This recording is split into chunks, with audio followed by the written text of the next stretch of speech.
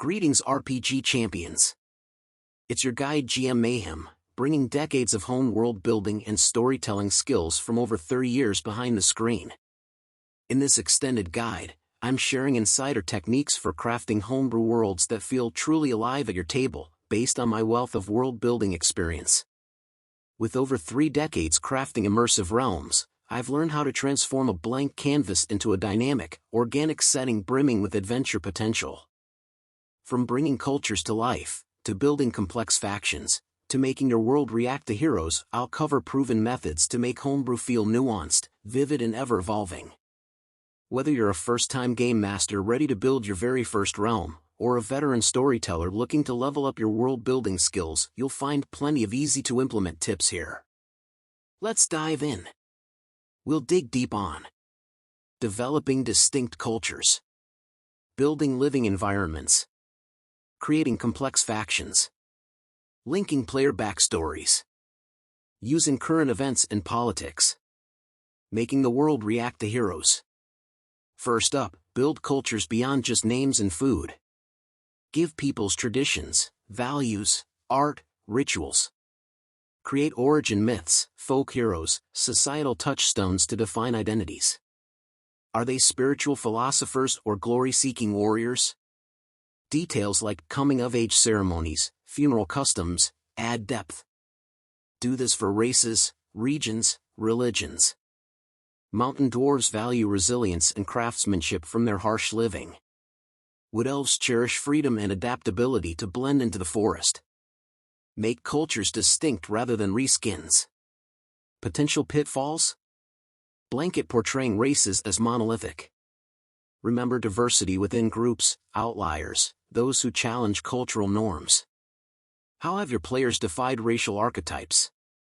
Share your stories below. Vibrant environments also come alive through more than maps. Consider resources, commerce, settlements, hazards. How do communities sustain themselves? Which routes connect them? Are resources scarce due to the harsh land? Make each place memorable. Maybe an oasis city is coveted by nomads amid the scorched scrublands. A remote village eyes the unexplored shadow forest warily. Show how the land shapes communities for dynamic storytelling. When crafting environments, remember locations influence each other. If a new city annexes the scrublands, nomads may clash with its expansion.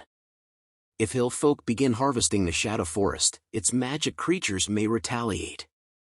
Let your world web together organically. Now let's examine factions. Avoid simplistic good versus evil clashes. Create complex agendas, uneasy alliances, long-held grudges. Nuance prevents predictable conflicts. Give factions motivations based on ideology or trauma rather than evil for its own sake. Introduce divisions within factions too. Younger members chafe under elder rules. An upstart splinter group challenges the orthodoxy. Build subtler conflicts, a dispute over an estate tied to both families' histories rather than just greed. Such nuance drives intrigue and drama. When crafting factions, define not just goals but also means. Dark cults employ taboo rituals to resurrect their fallen master. Rebel factions sabotage supply lines rather than meeting armies in open battle. Ask yourself, how do groups accomplish their agendas? Next up, backstories. Introduce personal plot hooks for invested players. The bard crossing the expanse stumbles on a shipwreck from his past. The monk sees old mentors at a monastery. Show backstories touching broader events makes the world feel bound to player tales. Now let's discuss using current events to showcase an evolving world. Current events make settings feel dynamic, not static. Have tensions escalate between rival realms over borders. Show religious reformation movements challenging doctrine. Spread news of new technologies or magics transforming societies. Weave in events relevant to characters' backgrounds too. A war-torn nation from the fighter's past becomes a crucial battlefield. Rumors of the rogue's childhood street gang reach a new city. This personal connection raises stakes. Build a timeline of major historical events that shaped your world too. Years ago, mages vanished beyond the Veil Wall, making magic rare now. Centuries back, orc clans united under a legendary chieftain. Events cast ripples into the present. Drop hints about brewing political tensions, mystical phenomena, technological progress. Make players feel history unfolding around them. Their actions will become part of the timeline one day. Most importantly, show change doesn't happen instantly. New alliances take time to cement. Uprisings need organization. Schisms and dogma argue for years. Progress comes in fits and starts. Build momentum so players see history pivot based on their actions over campaigns. There you have it, my friends.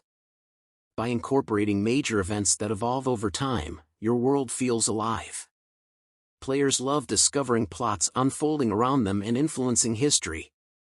Now let's look at making the world react to heroes. Making the world react to heroes. The most important technique: show heroes their actions have consequences. As they gain renown, allies and rivals will take notice. Show that defeating villains impacts the power dynamic. Let players see their victories memorialized in monuments. If they root an orc warband, have survivors return for vengeance. When rescuing a settlement, have grateful citizens name their children after the heroes. Changing landscapes based on their deeds immerses players in your living world. Be sure to follow up on NPC connections too. If they befriend a tavern keeper, have her tip them off about shady visitors.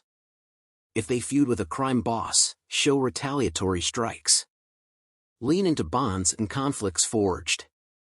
Evolving environments also respond to player actions. Felling an ancient forest spirit empowers its dark counterpart. Clearing a trade road allows merchants to safely expand. Collapsed towers remain ruins until they're rebuilt. Show tangible impacts. Most importantly, don't just react once. Chain repercussions so players see plots and power shifts unfold over entire campaigns. Eliminating a tyrant may require stabilizing the ensuing power vacuum after. Keep the momentum building. There you have it. By showing tangible change in response to heroism, you craft truly immersive worlds. Players yearn to know their deeds carry weight. Now let's summarize everything discussed today. In summary, here are the key techniques we covered today for making homebrew worlds feel alive. First, develop distinct cultures through rituals, values, clothing, and societal touchstones beyond just names. Make races, regions, and religions unique. Second, build vivid environments considering resources, settlements, hazards, and history. Tie locations together through ecology and trade. Third, craft complex factions with nuanced motivations and agendas, not just good versus evil. Add internal divisions for moral dilemmas. Fourth, incorporate player backstories by linking them to broader world events and characters for investment. Fifth, use current events to showcase an evolving world. Drop hints about unfolding plots and brewing tensions. Finally, and most crucially, make the world react to the hero's actions. Chain repercussions across campaigns.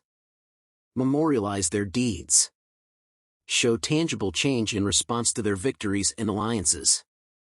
This immerses players in a living world. Start local and let your world build organically over campaigns. Leave details flexible for improvising. Remix history and fiction for inspiration. Elements will accumulate rich detail through play. There you have it, friends.